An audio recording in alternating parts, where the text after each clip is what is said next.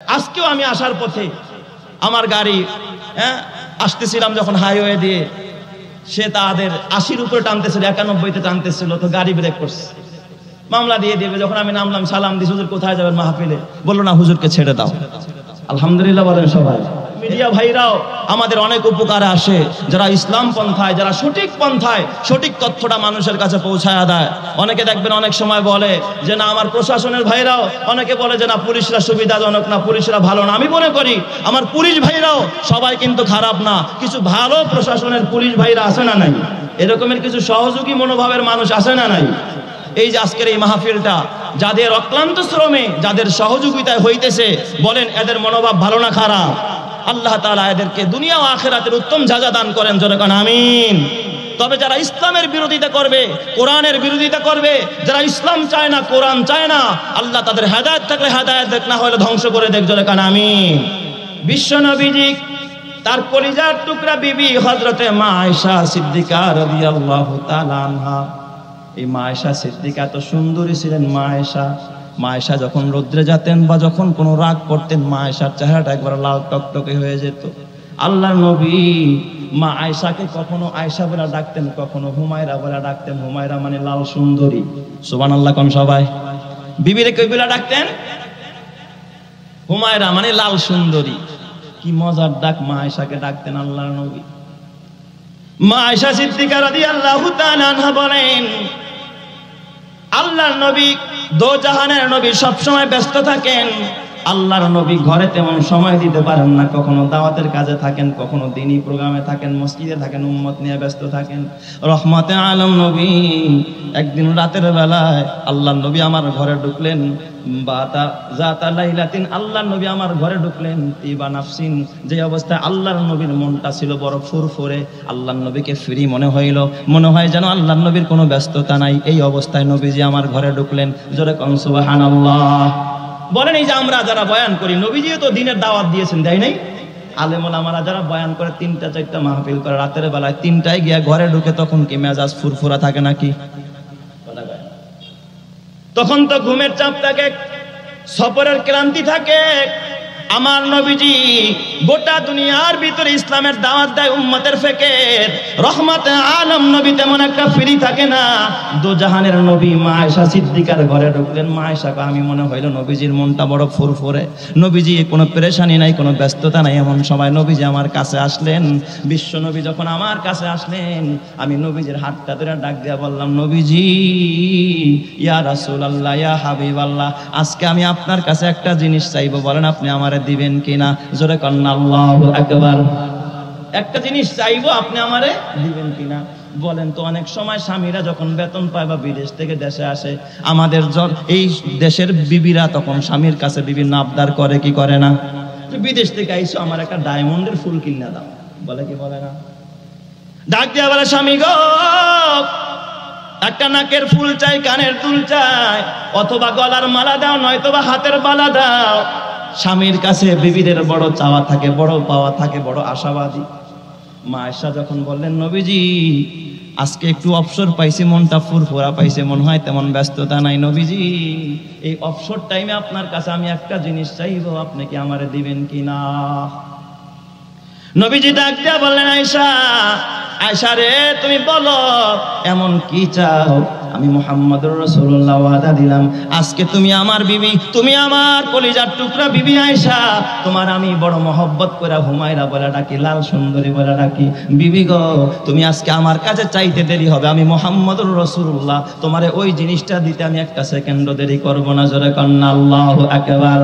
আদম কে লিয়ে ফখর, ইয়ে আলী নাসাবি হে, মক্কি মাদানী হাশেমি ও মুত্তালিবি হে, পাকিজা তারাশা আরশ সামা जन्नत फिरदौस आराम गाहे खाके रसूल अरबी है आए ज़ाहिर बैते नबवी याद रहे ये बेकायदा जंब से लगबे अदबी है आहिस्ता कदम नीचे निगाह पुश्ते सदा हो आहिस्ता कदम नीचे निगाह पुश्ते सदा हो खाबीदा इहा रूह रसूल अरबी है बुझ जाए तेरे सीट से आए अबेरे करम आग जो आग मेरे सीनों में मुद्दत से लगी है आए बहरे करम सदका हुसैन इब्ने अली का प्यासा हो मुझे शरबते दीदार पिला दो जोरे जोरे करना अल्लाहु अकबर ए আমার বাবা নবীজি ডাক দিয়া কয় আয়েশা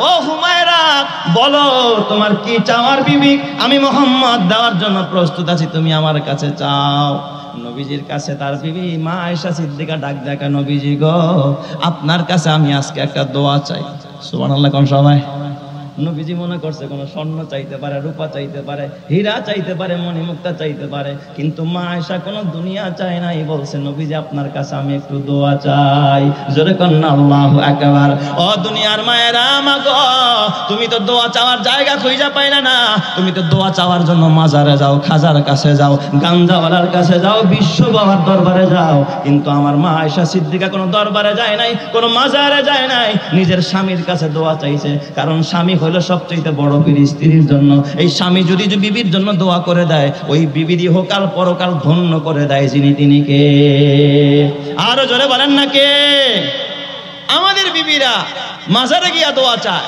খাজার কাছে গিয়া দোয়া চায় আছে না নাই মান্নত করে করে দোয়া চায় কিন্তু মা আয়েশা সিদ্দিকা জায়গা মতো দোয়া চাইছে সুবহানাল্লাহ বলবেন না সবাই আমার নবীর দোয়া কবুল করেন যিনি তিনি কে আল্লাহ বললো নবীজি বলতেছেন আয়েশা বলো তুমি কি চাও আমাকে বলো আমি এখনই তোমার জন্য দোয়া করব যেরকম সুবহানাল্লাহ নবীজি আপনি যেটা ভালো মনে করেন সেই দোয়াটাই আমার জন্য করেন আল্লাহর নবী আর দেরি না অমনি নবীজি দুইটা হাত বাড়ায় আল্লাহকে ডাক দেয় আল্লাহুম্মা গফিরলি আয়েশা মা তাকাদ্দামা মিন জামবিহা ওয়া মা তাআখারা ওয়া মা আ'লানাত ওয়া মা আসরাত আয় আল্লাহ আমার আয়েশারে তুমি maaf করে দাও আমার আয়েশার জিন্দেগীর আগের যত গুনাহ আমার আয়েশার জিন্দেগীর পরের যত গুনাহ আমার আয়েশা যত গোপন গুনাহ করেছে যত ওপেন গুনাহ করেছে রব্বুল আলামিন তুমি আমার আয়েশার জিন্দেগীর গুনাহগুলোকে maaf করে দাও চিৎকার মেরে কন্না আল্লাহু আকবার আমার সোনার মা বোনেরা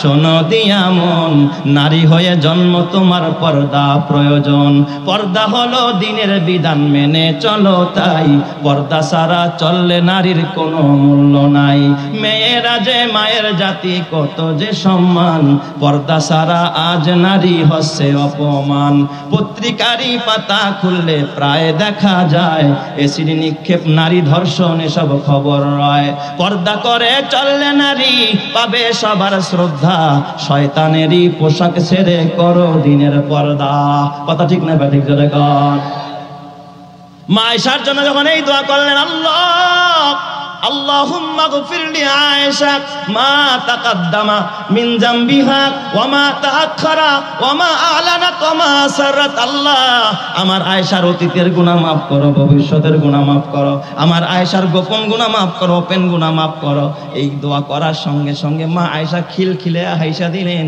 হাসতে হাসতে নবীর কুলের ভিতরে মা আয়েশার মাথাটা চলে গেছে জোরে কান্না আল্লাহু আকবার নবীজি ডাক দিয়া বলে আয়ুসিররুকা দুআই আয়েশা আমার দোয়া কি তোমারে হাসায় তুমি হাসো কেন মা আয়েশা ডাক দেয়া কেন নবীজি আমার স্বামী তো দোজাহানের বাদশা আল্লাহর পরে যার মর্যাদা বিশ্ব নবী আমার নবী আমার জন্য দোয়া করে আমি হাসবো না আমি কি কাঁদবো নাকি আল্লাহর নবী ডাক দেয়া আয়েশা রে মন খারাপ করো না কোনো মাইন্ড করো না আয়েশা একটা কথা বলি শোনো এ আয়েশা সারা জীবনে তোমার জন্য এই দোয়াটা আমি আজকে একবার করলাম আয়েশা রে তুমি তো জানো না আমার উম্মতে যারা হবে আমার উম্মত যারা আমার উম্মতের জন্য আমি মুহাম্মদ এই দোয়াটা আমি সারা জীবনে একবার নয় আমি মুহাম্মদ দৈনন্দিন জীবনে দৈনিক আমি 5 বেলায় 5 ওয়াক্ত নামাজের পরে আমার উম্মতের জন্য আমি এই দোয়াটা করি চিৎকার মেরে কন্না আল্লাহু আকবার আমার পাগল মন ওই মদিনার প্রেমে পড়েছে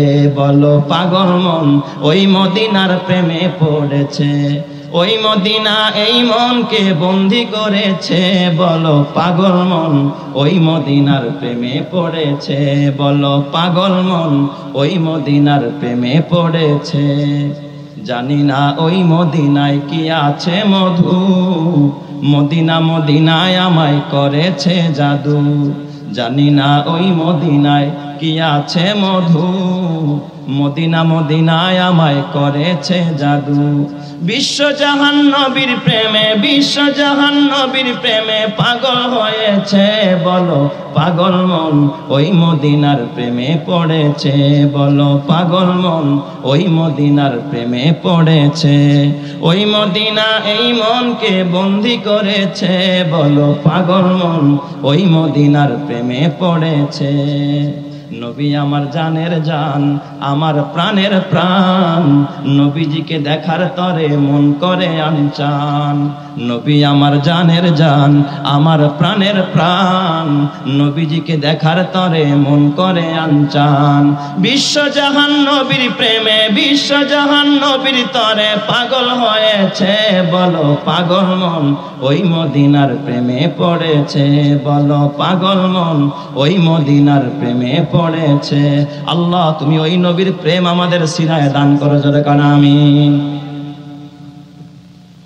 এ যুবক, তাহলে যেই নবী আপনার আমার জন্য এত দোয়া করে, ওই নবীর কাছে আবু হুরায়রা বলেন, জিজ্ঞাসা করা হলো, কিলা আইয়ুন নাসি খায়রুন ইয়া রাসূলুল্লাহ, আইয়ুন নিসাই খায়রুন, এই পৃথিবীর শ্রেষ্ঠ মহিলা কারা? আল্লাহর নবী কয়, যার ভিতরে 4টা চিহ্ন পাইবা ওই বিবি হল নেককার বিবি। এ যুবক, আজকে গিয়া তালাশ করে দেখবি তোর বিবির ভিতরে 4টা চিহ্ন আছে কিনা। সুবহানাল্লাহ, জোরে কোন সবাই। কয়টা চিহ্ন থাকলে বিবি নেককার হয়, পৃথিবীর শ্রেষ্ঠ বিবি হয়, পৃথিবীর দামি মহিলা হয়? বলেন তো কয়টা গুণ? 4টা। আল্লাহর নবী বললেন, 1 নম্বরে গুণ, ক্বালাল্লাতী তাসুররুহু ইযা নাযারা, যেই বিবির দিকে তাকাইলে স্বামী আনন্দ পায়, যেই স্ত্রীর দিকে তাকাইলে স্বামীর ভিতরে আনন্দ জাগে, বিবি খুশি, স্বামী খুশি হয়ে যায়, স্বামীকে আনন্দিত করে, বোঝা যাবে ওই বিবি হলো নেককার বিবি, ওই বিবি হলো দুনিয়ার শ্রেষ্ঠ বিবি, ওই বিবি হলো জান্নাতি বিবি। কথা নবীজি বলেছেন, ঠিক কিনা? এখন এমন বিবি আছে, ঘরে ঢুকলে স্বামী মনে হয় যেন আসমানটা ভাঙ্গা মাথায় পড়ছে, আছে না নাই? বিবির দিকে তাকাইলে রাগ উঠা যায়, তার ফ্যাশন দেখা, বুড়ো ফেলাপ দেখা, আর চুল কাটার ডিজাইন দেখা, আর ফোন দেখা, সারাদিন খালি ফোনে কথা কয়। কি এত ফোন করো কার লগে? কয় না একটু স্যারের লগে কথা কই। স্যারের লগে আবার এত কি কথা? কয় না একটু সাজেশন নিতেছি আর কি। আসলে সাজেশন নেয় না, বিকেলবেলা কোথায় গিয়া দেখা করবে ওই জায়গার লোকেশন নেয়। সাজেশন না লোকেশন? কথা কয় না, সাজেশন না লোকেশন? দেখলেই রাগ উঠে যায়। আর কিছু বিবি এমন আছে, স্বামীরে দেখলে আর সহ্য করতে পারে না, কয়টা ঠাড়া করে মরে না, আছে না নাই? কয়টা ঠাড়া করে মরতে না, স্বামী পছন্দ করে না। আবার কিছু বিবি আছে, স্বামী আছে, বিবি পছন্দ করে না। অথচ আমার নবী ডাক দিয়া কয়, খায়রুকুম খায়রুকুম লিআহলিহি ওয়া আনা খায়রুকুম লিআহলি। উম্মতেরা শোনো, এই জমিনের ভিতরে শ্রেষ্ঠ পুরুষ তারা যারা তার বিবির কাছে ভালো। আমি মুহাম্মদের 1 জন আর 2 জন নয়, আমার 11 জন বিবি ছিল। আমি মুহাম্মদ আমার 11 বিবির কাছে আমি ভালো ছিলাম। জোরে কোন সুবহানাল্লাহ। নবীজি তার 11 বিবির কাছে কি ছিলেন? ভালো ছিলেন। আল্লাতী তাসুররুহু ইযা নাযারাত, কই যেই বিবির দিকে তাকাইলে স্বামী আনন্দ পায়, খুশি হয়। এখন এমন কয়জন আছে, বুকে হাত দিয়া বলেন, যে বিবির দিকে তাকাইলে বড় আনন্দ জাগে, মনে ফুর্তি জাগে, মনটা দিল খুশি হয়ে যায়। আমি আমার পর্দার মাকে বলবো, মা ও মা, চেষ্টা করো স্বামীকে খুশি করার জন্য, সাজগোজ যা করবা স্বামীর সামনে সাজো। অনেক সময় বিবির আছে দেখবেন ঘরে থাকে পুরো একেবারে পেতনির মতো, বাহিরে গেলে পরিমণি। কথা কয় না কেন? ঘরে থাকে কাজের বুয়া, আর বাইরে যায় কি হইয়া? দানা কাটা পরি হইয়া। ওরে বাপ রে বাপ। আবার এই রোগ কিন্তু কিছু যুবকদের মধ্যে আছে। আপনি যেমন আপনার বিবির একটু সাজগোজ অবস্থায়, সুন্দর অবস্থায় দেখতে চান, আপনাকেও তো আপনার বিবি একটু ভালো অবস্থায় দেখতে চায়। ঘরে থাকে পুরা কামলা, ঘরে কি অবস্থায় থাকে?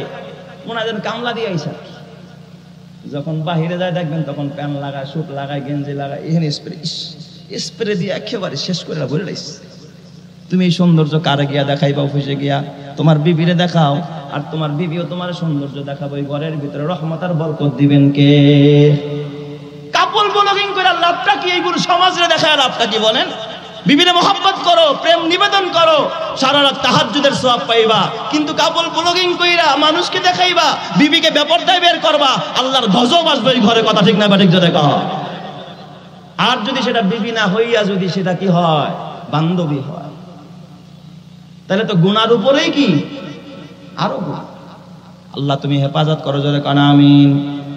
নবীজি বলেন 1 নাম্বার আল্লাতী তাসুররুহু ইযা নাযারা, যেই বিবির দিকে তাকাইলে স্বামী বড় আনন্দ পায়, স্বামীর দিলটা বড় খুশি হয়ে যায়, ওই বিবি হবে পৃথিবীর ভিতরে সবচেয়ে দামি বিবি, ওই বিবি হবে পৃথিবীর ভিতরে সবচেয়ে উত্তম বিবি। এটা হলো তার 1 নম্বরের চিহ্ন, 1 নম্বরের আলামত। 2 নম্বরের আলামত আল্লাহর নবী কয় অতুতিহু ইযা আমারা, স্বামী যখন কোনো আদেশ করে ওই বিবি সঙ্গে সঙ্গে ওই কাজটা পুরা করে। সুবহানাল্লাহ বলে কোন সবাই স্বামীর আদেশ মানে। এখন বলেন তো বর্তমান ঘরের নারীরা স্বামী যদি কয় ডাইনে সে যায়, আছে না নাই? সাথে থাকো মাল লগে থাকো, কয় না তোমার বাপ মাল লগে থাক, মুখে ঢাকা শহরে বাড়ি ফ্ল্যাট নাও, আছে না নাই? শ্বশুর শাশুড়ির কাছে রাখতে চায় না, শাশুড়ির খেদমত করতে চায় না, শ্বশুরের খেদমত করতে চায় না। এই রকমের কিছু কপাল পোড়া বিবি সমাজের মধ্যে আছে না নাই? অতুতিহু ইযা আমারা, স্বামী আদেশ করলে স্বামীর আদেশ মানে, কখনো অমান্য করে না, ঘাড় বাঁকায় না, ঘাড় মটকায় না, না পারবো না, আমার দ্বারা সম্ভব না, যাও বাসায় আম্মা একটু পানি গরম করতে হয়েছে কইরা দাও, কইরা দাও, যাও এখন একটু ভাতটা রান্না করো, আমি পারবো না, তুমি নিজেই কইরা লাও। স্বামীর কথা মানে না। যেই নারী স্বামীর কথা মানে না ওই নারী কোনোদিন উত্তম নারী হতে পারে না। যেই নারী তার স্বামীর কথা মানে ওই নারীর মর্যাদা বাড়ায় দেয় যিনি তিনি কে। এই জন্য আল্লাহর নবী বলেছেন লাউ কুনতু আমুরান আহাদান আইয়াসজুদা লি আহাদিন লা আমারতুল মারআতা আন তাসজুদা লি যাওজিহা। নবী ডাক দিয়া বলে শোনো উম্মতেরা, হাদিসে কুদসি আল্লাহর রাসূল বলেন কয় যদি আমি মুহাম্মদ দুনিয়ার কোন মানুষকে মানুষ হইয়া যদি মানুষকে সেজদা করার পারমিশন দিতাম, দুনিয়ার নারীদেরকে বলতাম তোমরা তোমার স্বামীর পায়ে সেজদা করো। যদি মানুষ হইয়া মানুষকে সেজদার পারমিশন থাকতো, কোনো মানুষকে সেজদা দেওয়া জায়েজ থাকতো, তাহলে সর্বপ্রথম স্ত্রীদেরকে বলতাম তোমরা তোমার স্বামীর পায়ে সেজদা দাও, কারণ স্বামী হলো তোমার সবচেয়ে বড় পীর। সুবহানাল্লাহ বলবেন না সবাই? এই জন্য নবী আমার আরেক হাদিসে বলে আল মারআতু ইযা সাল্লাত খামসাহা ওয়া সামাত শাহরাহা ওয়া আহসানাত ফারজাহা ওয়া আতাআত বালাহা ফালতাদখুল মিন আইয়ি আবওয়াবিল জান্নাতি শাআত। আল্লাহর নবী কয় যেই মহিলা 4 কাজ করবে সে বিনা হিসাবেই জান্নাতি। সুবহানাল্লাহ কোন সবাই? 1 নম্বরে 5 ওয়াক্ত নামাজ, 2 নম্বরে রমজান মাসের রোজা, 3 নম্বরে পর্দা করা, 4 নম্বরে স্বামীর আনুগত্য করা। স্বামীর আনুগত্য করা ছাড়া কোনো মায়ের জন্য জান্নাতে যাওয়ার রাস্তা আছে না নাই? কোনো রাস্তা নাই। বর্তমানে দেখবেন অনেক বিবিরা আছে স্বামীর সাথে মার্কেটে যায় না, একা একা মার্কেটে যায়, মার্কেটে গিয়া তারপরে বয়ফ্রেন্ডের লগে ঘুরে, আছে না নাই? গ্রামে যদিও কম, শহরে অভাব নাই। আর পর্দার তো খবরই নাই। ওই দিন শুনলাম হঠাৎ করে একজন হুজুর আমার মেয়েটা নতুন করে বোরকা ধরছে, দোয়া করেন আল্লাহ জানি হেদায়েতের পথে আনে। আমার একজন ডাক দিয়া কা হুজুর বোরকা তো ধরছে, এটা শরী বোরকা না, পর্দা করার লিগা না, ওই যে পাঠাওতে ওঠে তো আরেক বন্ধুর লগে ঘুরে, কেউ যেন দেখতে না পারে সেফটির জন্য, নিরাপত্তার জন্য বোরকা লাগাইছে, আছে না নাই? আর এখন কিছু কিছু বাবারা আছে দেখবেন এই সমস্ত আধুনিক, এই সমস্ত মডারেক যারা আছে তাদেরকেই পছন্দ করে। এক ভদ্রলোক আমার কাছে আসছে, হুজুর মেয়েটার জন্য বিভিন্ন সম্বন্ধ আসতেছে, তো আপনার পরামর্শ নিয়ে কাজ করতে চাই, মেয়েটা বিয়ে শাদী দিমু। তো এক পাত্র আসছে, আমি বললাম পাত্র কি করে? হুজুর এইটা সে একটা চাকরি ধরছে, এখনো শুরু হয় নাই, কিন্তু এটা শুরু হবে বিয়ের পর থেকে। আমি কই দুরুমিয়া বিয়ের পর থেকে চাকরি করে না, বিয়ে ছাড়া নাকি বলে এই ব্যবসা করা যায় না। আমি বললাম বিয়ের পরে ব্যবসা করবে, এটা কি ব্যবসা, নাম জানেননি? হুজুর সে একটা ওই কাপল ব্লগিং খুলতেছে আর কি। কাপল ব্লগিং এটা আবার কি জাতীয় ব্যবসা? আমার তখনও ধারণা ছিল না। পরে বললো এটা নাকি মানে লাইক কমেন্ট পাওয়া যায়, ভিউ হয়, আর লক্ষ লক্ষ ডলার কামাই করা যায়। এই ব্যবসা করব, তার মানে কারে নিয়ে? এটা নাকি একা করা যায় না, এটা বিয়ের পর থেকে আমার মেয়েও নাকি সুন্দরী, তার চয়েস হয়েছে, এই জন্য আমার মেয়েকে নিয়ে সে কাপল ব্লগিং খুইলা একটা ইউটিউব চ্যানেল খুলবে, আর এ দিয়া পয়সা উপার্জন করবে। এ দিয়া নাকি ঢাকা শহরে অনেকে 5 তলা বাড়িও করে ফেলাইছে। পরে আমি বললাম এই আশায় আপনার মেয়ের পণ্য বানাবে, আপনার মেয়ের উলঙ্গ করে ছবি দিবে, আপনার মেয়ের গোপন অঙ্গগুলো মানুষকে দেখাবে, আপনার মেয়ের সাথে আপনার জামাই ডলাডলি করবে, আর এই ছবিগুলো সমাজের মধ্যে ভাইরাল করবে, আপনি কি এটা চান? আস্তাগফিরুল্লাহ হুজুর, এটা যদি জানতাম আগে পরে তো জুতাটা পিটে দিতাম। কপাল, এরকম কপাল পরা যুবক আছে না নাই? এখন বাপ মায়ও কিছু কয় না। বলেন যে এই সমস্ত ছেলে মেয়েরা এই সমস্ত আকাম কুকাম করে, ওরা কি আসমান থেকে আইসে না? আপনার আমার ভাই বোন, কিন্তু বাধা দেওয়ার কেউ নাই এখন সমাজের ভিতরে। এ মুসলমান, সুস্থ বিনোদন এখন চলে না, অসুস্থ বিনোদনে দেশটা ভরে গেছে। এই যে মহিউদ্দিন হাসান খান ভাই আমার আগে কথা বলছেন, আপনাদের ফরিদপুরের সন্তান মহিউদ্দিন হাসান খান ভাই, উনি তো মাশাআল্লাহ সুস্থ বিনোদন দেয় আপনাদেরকে, সুস্থ বিনোদন, কোরআন হাদিস সমর্থন করে, এই রকমের বিনোদন উনি করে। এইগুলো দেখেন, এইগুলো না দেখা আপনি ওই রকমের কাপল ব্লগিং দেখবেন, আরেকজনের বিবিকে দেখবেন, হারাম গুনাহ হবে, তারপরে নেকেট দেখবেন, অন্যান্য পর্নোগ্রাফি দেখবেন, চোখ নষ্ট হবে, দিমাগ নষ্ট হবে, ঈমান নষ্ট হবে, খোদার জাহান্নামে জ্বলতে হবে। কথা ঠিক না ব্যাঠিক জোরে কর। আল্লাহ যুব সমাজকে হেফাজত করে, জোরে কর আমিন। তো দুনিয়ার মধ্যে শ্রেষ্ঠ নারীদের আলামত কয়টা? সবাই বলেন কয়টা? এক নম্বরে আল্লাতি তাসুররুহু ইজা নাজারা, যখন তার দিকে তাকায়, তাকাইলে স্বামী কি পায়? আনন্দ পায়, স্বামী আনন্দ পায়। আর দুই নম্বরের গুণ হলো অতুতিউহু ইজা আমারা, যখন সে আদেশ করে স্বামীর প্রতিটা কথা অক্ষরে অক্ষরে মেনে চলে, স্বামীর কথা সে মেনে চলে, এটা হলো দুই নম্বরের গুণ। আর তিন নম্বর হলো ওয়ালা তুখালিফু ফি নাফসিহা, স্বামী যখন কোনো বৈধ কাজের আদেশ করে তখন ওই মহিলা স্বামীর বিরুদ্ধাচরণ করে না। বৈধ কাজে স্বামীর কি করে না? বিরুদ্ধাচরণ করে না। ও মা, স্বামী যদি বলে বিবি গো তুমি এখন মার্কেটে যাইতে পারবা না, মানেনি, আমি নিয়ে আসবো তোমার জন্য 3 পিস, যা লাগে লিপস্টিক আইলেন আমি সব নিয়ে আসবো, কয় না আমার যাইতে হবে। অথচ একটা লিপস্টিক কিনতে গিয়া 10 দোকানদারের লগে হাসি দিয়া কথা কয়, অথচ সারাদিনে স্বামীর লগে হাসি দিয়া কথা কয় না, মনে হয় যেন আল্লাহ ঠাডা হালাইছে। ঘরের ভিতরে মুখ এমন বন্ধ করে, স্বামীর লগে হাসে না, অথচ প্রত্যেকটা দোকানদারের লগে হাইসা হাইসা কথা বলছে।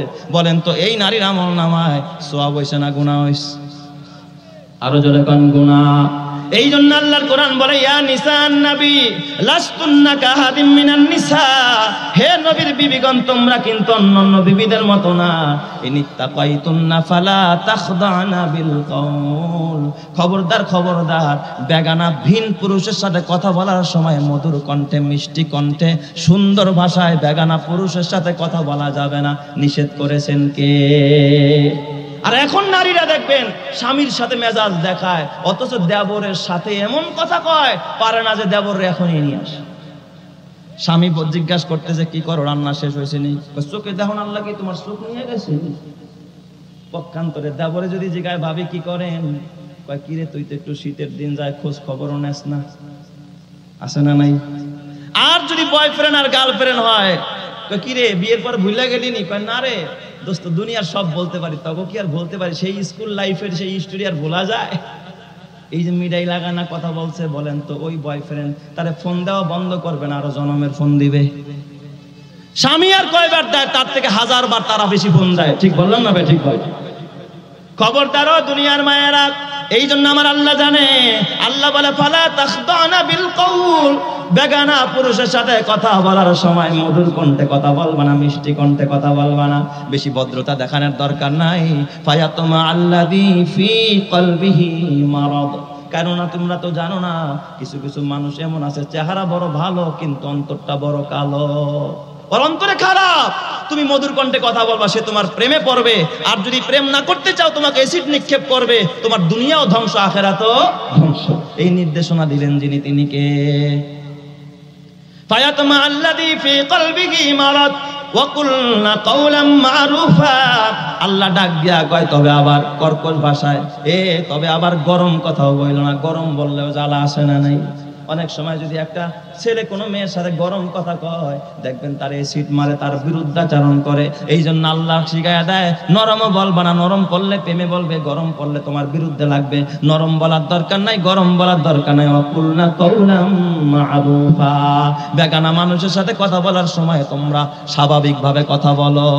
স্বাভাবিক কথা বললে প্রেমেও পড়বে না, বিরুদ্ধেও লাগবে না, সমাজ সুন্দর হয়ে যাবে। ঠিক না? ঠিক জায়গা ইফতিজিনও করবে না, তোমার অ্যাসিড নিক্ষেপও করবে না। এই জন্য আমার মাকে ডাক দিয়া বলবো, মা স্বামীর বিরুদ্ধাচরণ করবা না, স্বামীর অনুমতি ছাড়া ঘরের বাইরে যাইবা না। কোন মা যদি স্বামীর অনুমতি নিয়ে ঘর থেকে বের হয়, কসম আল্লাহর, ওই নারীর যদি রাস্তায় অ্যাক্সিডেন্টেও মারা যায়, স্বামীর সন্তুষ্ট নিয়ে ঘর থেকে বের হয়েছে, স্বামীর অনুমতি নিয়ে ঘর থেকে বের হয়েছে, ওই নারীর জন্য জান্নাতের ব্যবস্থা করে দিবেন যিনি, তিনি কে? কারণ আল্লাহর নবী বলেছে যে স্ত্রী মারা যায় অথচ তার স্বামী রাজি থাকে, তার প্রতি সন্তুষ্ট থাকে, আর স্বামী যদি আল্লাহরে ডেকে বলে আল্লাহ রব্বুল আলামিন আমার বিবি ইন্তেকাল করেছে, আমার বিবি একজন ভালো মানুষ ছিল, এই সাক্ষীটা আল্লাহর দরবারে স্বামীর দিতে দেরি হবে, আল্লাহ ওই বিবিকে জান্নাত দিতে দেরি করবে না। সুবহানাল্লাহ। এই জন্য খবরদার, স্বামীর অনুমতি ছাড়া ঘর থেকে বের হওয়া যাবে না। এক নম্বরে স্বামী যেন তোমারে দেখলে খুশি হয়, আর দুই নম্বরে স্বামী যা আদেশ করবে তা পালন করতে হবে, আর তিন নম্বরে স্বামীর অনুমতি ছাড়া ঘর থেকে বের হওয়া যাবে না, স্বামীর ইচ্ছার বাইরে কাজ করা যাবে না। ওয়ালা তুখালিফুহু ফিল মাল, স্বামীর মালের ভিতরে কখনো অবাধ্য হওয়া যাবে না। স্বামী কামাই করে 100 টাকা, তুমি বায়না ধরছো 200 টাকা, এটা জুলুম, ঠিক না ব্যাটিক জোরে? স্বামী বেতন পায় 10,000 টাকা, তুমি বায়না ধরছো যে না ডায়মন্ডের ফুল দিতে হবে 30,000 টাকা দিয়া, স্বামীর বেচারার তো এই সামর্থ্য নাই, কোথা থেকে দিবে? খবরদার দুনিয়ার মায়েরা ও আমার বোনেরা, খবরদার, সামর্থ্যের ক্ষেত্রে অর্থের ক্ষেত্রে ও স্বামীর উপরে বোঝা চাপায়া দিবা না। অথচ ফাতেমাতুজ জোহরা রাদিয়াল্লাহু তাআলা আনহা, বিশ্ব নবীর কলিজার টুকরা হযরতে ফাতেমা, এই ফাতেমার ঘরে একবার 3 দিন খাবার নাই। ফাতেমা রাদিয়াল্লাহু তাআলা আনহা, আলীর বিরুদ্ধে কোনো অভিযোগ নাই। আলী জিজ্ঞাসা করে ফাতেমা বড় কষ্ট হইতেছে গো বিবি। ফাতেমা ডাক দিয়া কয় ও আমার স্বামী, স্বামী গো আপনি চিন্তা করেন না, টেনশন করেন না, আপনি মসজিদে যান, নামাজ আদায় করেন, আপনি সালাত আদায় করেন, রবের কদমে সিজদায় পড়েন, যেই আল্লাহ আমাকে বানাইছে আমার আল্লাহ আমারে না খাওয়ায় মারবে না। জোরে কোন সুবহানাল্লাহ। আমাকে আল্লাহ না খাওয়ায় মারবে না, আপনার কোনো চিন্তা নাই। এ যুবক ভাই, ওই ফাতেমা 3 দিন যাবত হয়ে যায়, অথচ আজকে যদি আপনি আপনার বিবির খবর না নিতে পারেন, খাবার না আইনা দেন, কসমেটিক্স না আইনা দেন, তার কথা যদি না মানেন, দেখবেন কব তোমার কপালে লাথি মারি, তোর ঘরে থাকবো না, আমি বাবার বাড়ি যাই। আসে না নাই?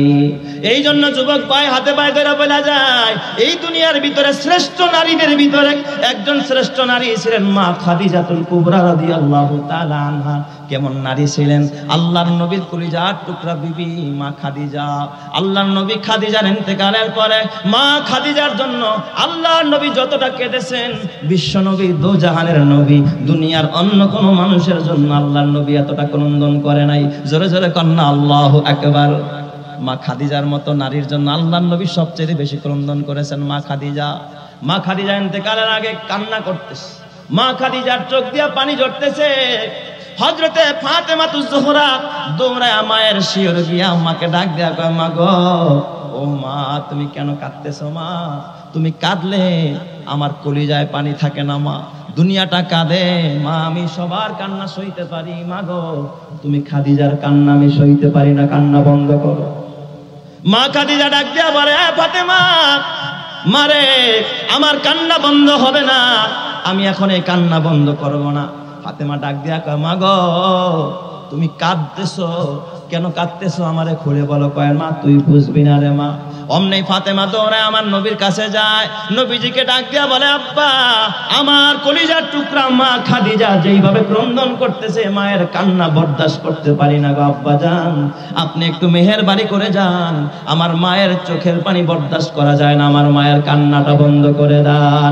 দোজাহানের নবী দৌড়ায় গিয়া মা খাদিজার কাছে চলে গেলেন, ডাক দিয়া বলেন খাদিজা, ও গো খাদিজা, ও খাদিজা, এই মক্কায় যখন আমার উপরে কোনো ছায়া ছিল না, আমার দেখার কেউ ছিল না, তখন তুমি তোমার জীবন যৌবন ধন সম্পদ সব তুমি আমার কদমে ঢেলে দিয়েছো গো খাদিজা।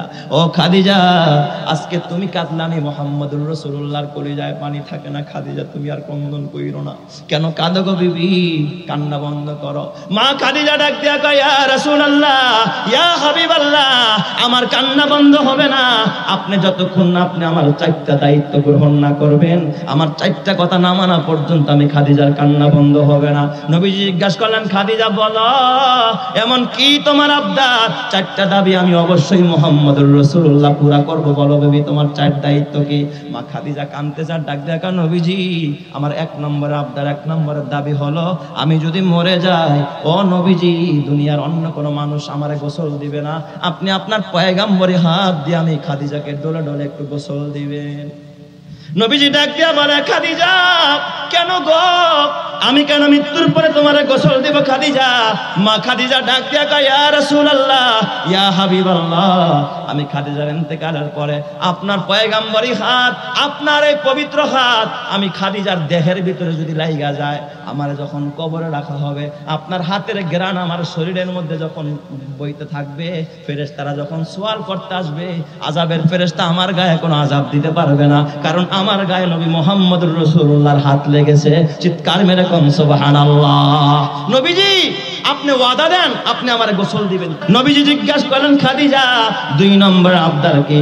নবীজির কাছে মা খাদিজা বলতেছে, নবীজি আমার 2 নম্বর আবদার হলো, আমারে যে আপনি কাফন পরাবেন, কাফনটা পরাইয়া আমার কবরে যখন লাশটা আপনি নিজের হাতে নামাবেন, পয়গাম্বরী দেহটা একটু আমার কবরের মধ্যে একটু গড়াগড়ি দিবেন ইয়া রাসূলুল্লাহ।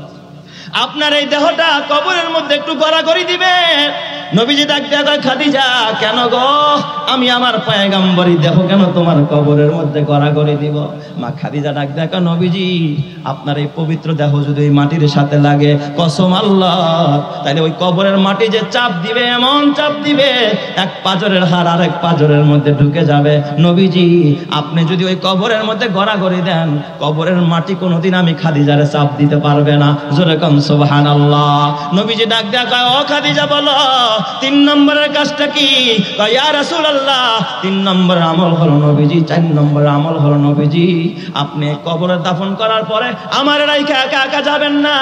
নবীজি আপনি আমার কবরের পাশে বসে থাকেন, আমার কবরে মুনকার নাকিরের সওয়ালের জবাবটা ওগো নবীজি আপনি নিজে দিয়ে দিয়েন। আল্লাহর নবী গো, আমি যদি উত্তর দিতে না পারি, আপনি উপর থেকে আমার সওয়ালের জবাব দিয়ে দিয়েন। জোরে কোন সুবহানাল্লাহ। মা খাদিজার ইন্তেকাল হয়ে যায়, নবীজি 4টা আমল করলেন। নবীজি মা খাদিজার কবরের পাশে বসে আছেন, নবীজি হাঁটুর উপরে মাথাটা দিয়ে এইভাবে করে বসে আছেন। সন্ধ্যা ঘনায় আসছে, বেলা ডুবো ডুবো বাপ। আল্লাহ পাক ডাক দিয়া কয়, জিবরাইল রে জলদি যা, আমার বন্ধু খাদিজার কবরের পাশে এইভাবে মন খারাপ করে বসে আছে, আমার বন্ধুরে সালাম দে, সালাম দিয়ে আমার বন্ধুরে বাড়ি চলে যেতে বল। জিবরাইল আমিন আয়েশা ডাক দিয়া কয়, নবীজি আপনি কেন এখানে বসে আছেন ইয়া রাসূলুল্লাহ? নবীজি ডাক দিয়া কয়, জিবরাইল রে আমি আমার খাদিজার সাথে ওয়াদাবদ্ধ, তার সওয়ালের জবাব দেওয়ার জন্য আমি এখানে বসে আছি। নবীজিকে তখন জিবরাইল ডাক দিয়া কয়, নবীজি আপনার এখানে বসে থাকতে হবে না, আপনার খাদিজার সওয়াল, কবরের সওয়ালের জবাব আপনার দিতে হবে না, খাদিজাকেও দিতে হবে না, আসমানের মালিক স্বয়ং রব্বুল আলামিন আপনার খাদিজার প্রশ্নের উত্তর দিয়া দিছে। জোরে জোরে কান্না আল্লাহু আকবার।